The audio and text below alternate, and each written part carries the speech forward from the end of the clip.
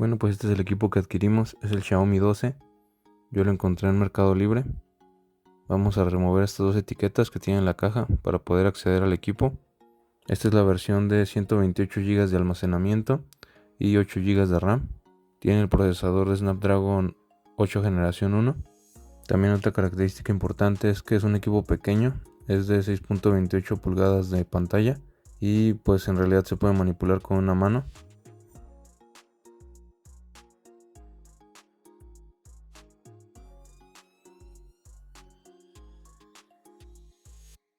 Al momento de separar estas dos partes de la caja encontramos otra en el interior.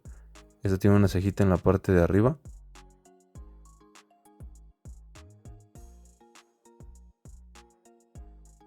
Aquí, como pueden ver, pues incluye el pin de la SIM para remover la bandeja de la SIM.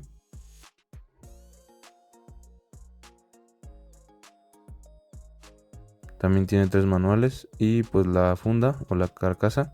Este es de plástico.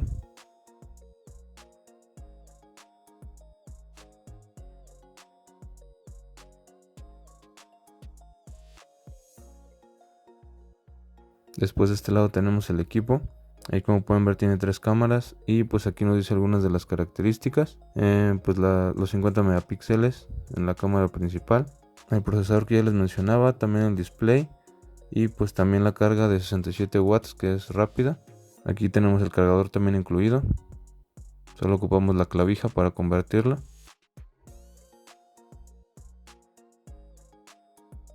Y pues un cable que va de USB tipo A a USB tipo C. También es importante mencionarles en esta parte que la carga también se puede realizar de forma inalámbrica, también tiene esta función y se le puede proporcionar carga inversa a otros dispositivos.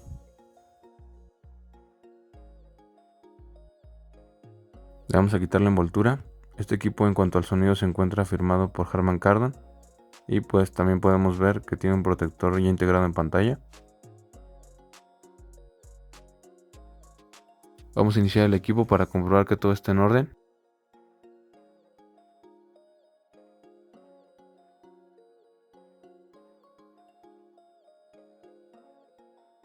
Podemos notar que tiene instalado MIUI 13, pero también tiene la opción de instalar el 14 y después realizar la última actualización a HyperOS.